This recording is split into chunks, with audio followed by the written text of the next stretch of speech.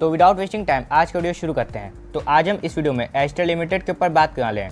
इस स्टॉक में पिछले कुछ दिनों से आप देखिए जोरदार गिरावट देखने को मिल रही है, जिसके चलते बहुत से लोग पैनिक में आ गए कि हमें क्या करना चाहिए। तो सबसे पहले हम जानने का प्रयास करेंगे कि इस स्टॉक में सपोर्ट जोन कहाँ है, एंड हम जानने का प्रयास करेंगे कि क्यों हमें इस कंपनी में इन्वेस्टमेंट करनी चाहिए अगर हम इन्वेस्टमेंट करना चाहते हैं। तो सबसे पहले जानने का प्रयास करते हैं कि इस स्टॉक के मेजर सपोर्ट जोन कहाँ है। तो इस स्टॉक का अगर हम बात करें तो एक डिमांड जोन सिंपली 2000 से 2050 के आसपास है, एंड वहाँ से स्टॉक ज़्यादा ऊपर नहीं, इस समय 100 रुपये ऊपर ट्रेड कर रहा है।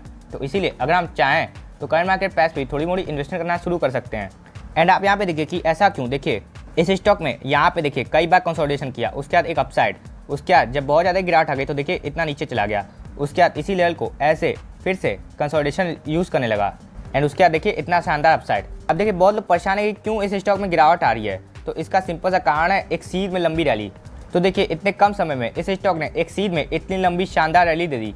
अब जैसे अगर हम भी ज़्यादा भाग लें तो हम थोड़ा बहुत थकेंगे ना, उसके बाद हमारी एनर्जी थोड़ा डाउन होगी।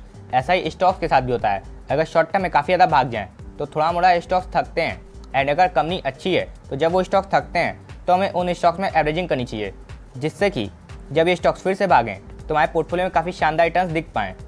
तो हम जानने का प्रयास करते हैं कि क्यों हमें इस कंपनी में इन्वेस्टमेंट करनी चाहिए। तो देखिए सबसे पहली बात, पाइपिंग सेक्टर में मार्केट लीडर कंपनी है, एंड साथ ही साथ एक्विजिशंस भी काफ़ी जोरदार करती है, जिससे कि लॉन्ग टर्म में इस कंपनी की ग्रोथ काफ़ी शानदार आती है। एंड साथ ही साथ एडेसिव्स में भी इस कंपनी का पुराना बिजनेस है, तो इसीलिए कंपनी एक ट्रस्टेड कंपनी है, तो इसीलिए हम इस कंपनी में इन्वेस्टमेंट करके चल सकते हैं। एंड अगर इन्वेस्टमेंट करनी है तो आपको हमने बताया दिया कि अगर आप सपोर्ट जोन को ध्यान में रखना चाहते हैं तो 2000 से 2050 के सपोर्ट जोन आप ध्यान में रख सकते हैं। एंड अगर करंट मार्केट प्राइस में भी इन्वेस्टमेंट करना चाहते हैं तो शुरू कर सकते हैं, क्योंकि टॉप से ऑलमोस्ट 20% का डिस्काउंट मिल चुका है। वह अगर हम इस स्टॉक के दूसरे इंडिकेटर्स देखें तो इस स्टॉक का RSI इस समय 43 पे आ चुका है, यानी कि ये स्टॉक एक साइडवेज ट्रेंड में एंटर कर चुका है। तो यहाँ से देखना इंपॉर्टेंट हो जाएगा कि इस स्टॉक का RSI क्या 40 के नीचे जाता है। अगर ऐसा होता है तो फिर ये स्टॉक डाउन ट्रेंड में जा सकता है, लेकिन वहीं इस स्टॉक का RSI 60 के ऊपर चला जाता है तो फिर ये स्टॉक वापस से एक अप ट्रेंड में आ सकता है। तो यहाँ पे ये स्टॉक काफ़ी क्रूशियल लेवल पे ट्रेड कर रहा है RSI के हिसाब से। अगर यहाँ से थोड़ी मोड़ी और गिरावट देखने को मिलती है तो ये स्टॉक वापस से डाउन ट्रेंड में आ सकता है। लेकिन हमें इस एनालिसिस से घबराना नहीं चाहिए, क्योंकि every dip is a opportunity in golden companies. तो हमें इसी बात को यूज़ करते हुए अगर हमें डिप मिलता है तो हमें इस स्टॉक में 2000 के लेवल के आसपास थोड़ी मोड़ी इन्वेस्टमेंट करना शुरू कर देना चाहिए।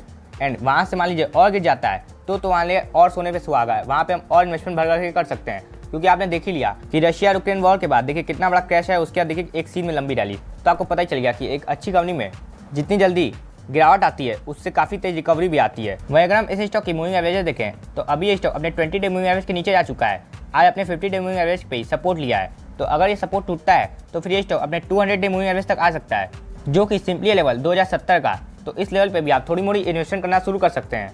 वह अगर हमने इस स्टॉक में शॉर्ट टर्म के लिए इन्वेस्टमेंट की थी तो हम क्या करें। तो देखिए अभी भी यहाँ पे कन्वर्जन लाइन बेस लाइन के ऊपर चल रही है, तो अभी भी यहाँ पे एक सेल सिग्नल नहीं आया है। लेकिन आप यहाँ पे क्या देख रहे हैं कि कन्वर्जन लाइन बेस लाइन के काफ़ी पास आ गई है।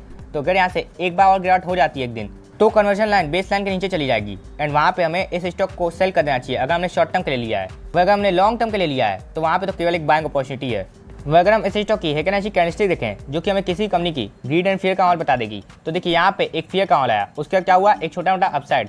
यहाँ पे काफ़ी बड़ा फियर का माहौल आया, उसका क्या हुआ, एक शानदार अपसाइड। यहाँ पे फिर से फियर का माहौल शुरू हो चुका है। तो हमें क्या पता चल रहा है प्रीवियस के माहौल से कि फियर के माहौल के बाद एक ग्रीड का माहौल आता ही है। अब आप कहेंगे कि इसमें हमने क्या नया बता दिया। तो देखिए स्टॉक मार्केट में अगर आप इन्वेस्ट कर रहे हैं तो नई चीज़ों से ज़्यादा आप पुरानी चीज़ों पे ज़्यादा ध्यान रखिए, जिससे आपके लॉन्ग टर्म में काफ़ी अच्छे रिटर्न बनेंगे। तो यहाँ पे अगर ये स्टॉक अपने सपोर्ट जोन के आसपास मिल जाता है तो वो काफ़ी शानदार बाइंग अपॉर्चुनिटी बन सकती है। एंड अगर आप इस कंपनी में इन्वेस्टमेंट करते हैं तो आप इस कंपनी की अपने पोर्टफोलियो में मैक्सिमम एलोकेशन 8% तक की दे सकते हैं। एंड अगर आप अपना portfolio free of cost review करना चाहते हैं तो आप डिस्क्रिप्शन एंड कमेंट में दी गई जीमेल आईडी पे हम अपना पोर्टफोलियो भेज सकते हैं। हम आपका पोर्टफोलियो फ्री ऑफ कॉस्ट इसी चैनल पे रिव्यू कर देंगे, एंड हम आपकी सिक्योरिटी का भी पूरा ध्यान रखेंगे। एंड अगर आपको वीडियो सच में अच्छा लगा, ऐसा लगा कि हमने आपको इस वीडियो से कुछ इन्फॉर्मेशन अच्छी दी है, तो आप हमारे चैनल को सब्सक्राइब कर सकते हैं। एंड अगर आपको ऐसा नहीं लगा तो हमारे चैनल को सब्सक्राइब मत करिएगा। तो मिलते हैं नेक्स्ट वीडियो में, तब तक के लिए दिस इज दान साइनिंग ऑफ।